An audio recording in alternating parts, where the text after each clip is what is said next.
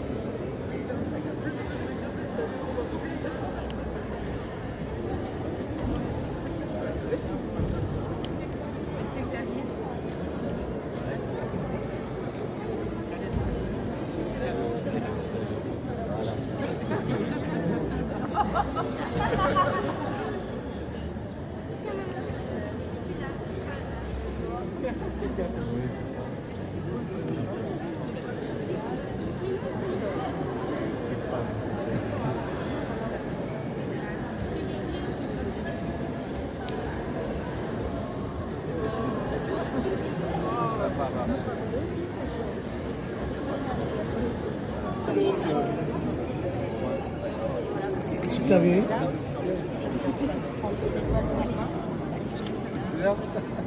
Julien, maintenant, Julien.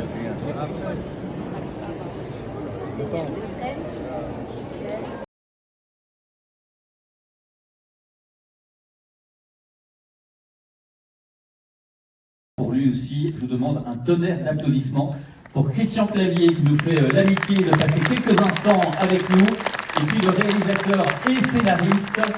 Et bonsoir. Une très belle salle, magnifique salle.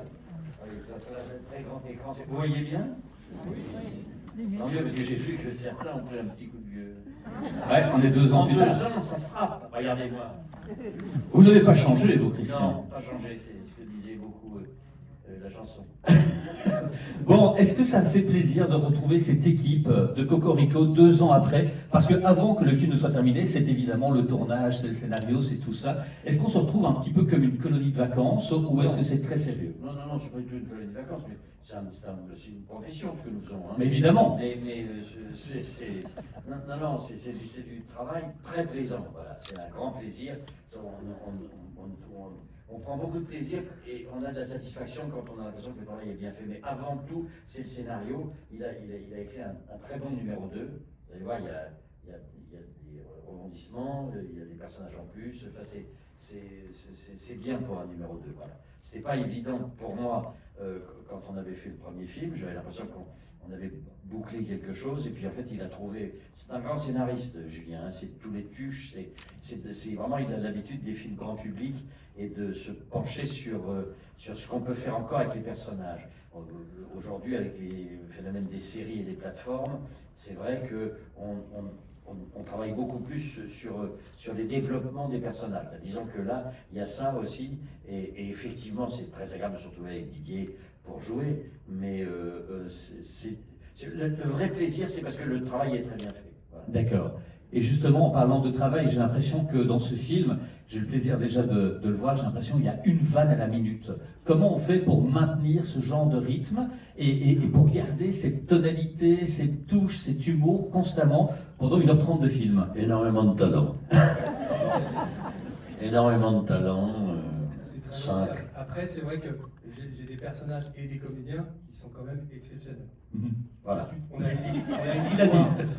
On a une histoire du 2 qui était un peu resserrée sur Christian et sur Didier, donc vous allez les voir beaucoup, j'espère que vous les aimez, parce que vous allez les voir beaucoup.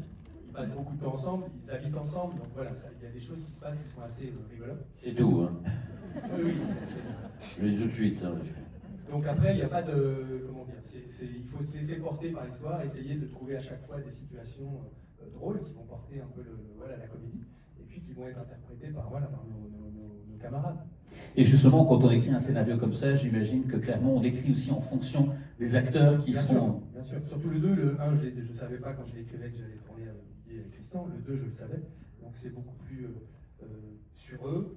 Et ça a été écrit quand même avec un peu leur musique. Mais c'est pas, ça ne changera rien pour les gens. C'est juste plus rapide pour nous. C'est tout, c'est juste ça. Je sais que c'est eux qui sont là, donc j'écris un peu différemment. Voilà, un petit peu. Mais pour tout... je ne vais pas vous révéler le film, mais juste, voilà, vous vous souvenez du personnage de Christian, Frédéric Bouvier Sauvage, qui est quand même assez inquiet de la révélation de ses tests ADN. Voilà, donc dans le 1, il apprend qu'il n'est pas totalement français, et dans le 2, vous allez voir qu'il apprend qu'il n'est pas français du tout.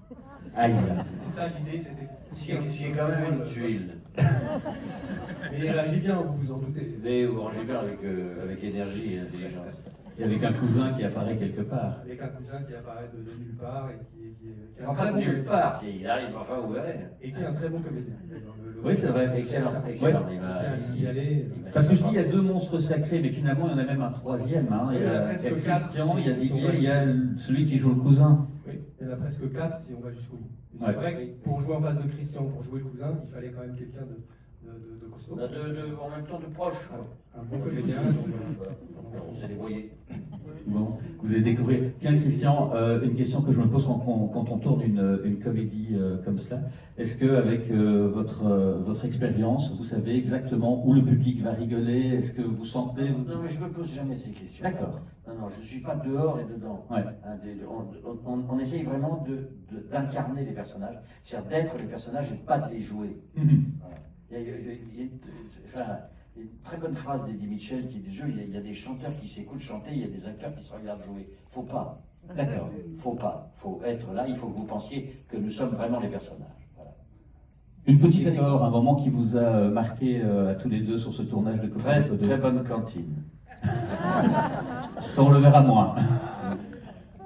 Une anecdote qui nous a marqué. Alors, j'ai une petite anecdote, mais qui est plus générale, qui ne concerne pas forcément Christian précisément. Mais on a une scène, vous allez voir, où Christian se fait interpeller par la police. Et donc, on doit tourner cette scène. Christian est à l'extérieur, il y a une voiture. Dans la voiture, il y a une comédienne qui est figurante, qui doit conduire. Et au moment où on tourne la scène, elle me dit « je ne sais pas conduire ». C'est typiquement le genre de tuile qui te tombe dessus. C'est un tournage. Évidemment, il y a des idées qui viennent et il faut les proposer. Donc il y a de l'improvisation, mais il y a aussi de la rigueur, il y a les deux. C'est une alchimie un peu... On n'a pas magique. le temps, là. En plus, honnêtement, vous avez faim. Vous avez plus de popcorn. J'ai juste terminé. Recharger en popcorn. Petit souvenir évidemment du passage au Kinépolis.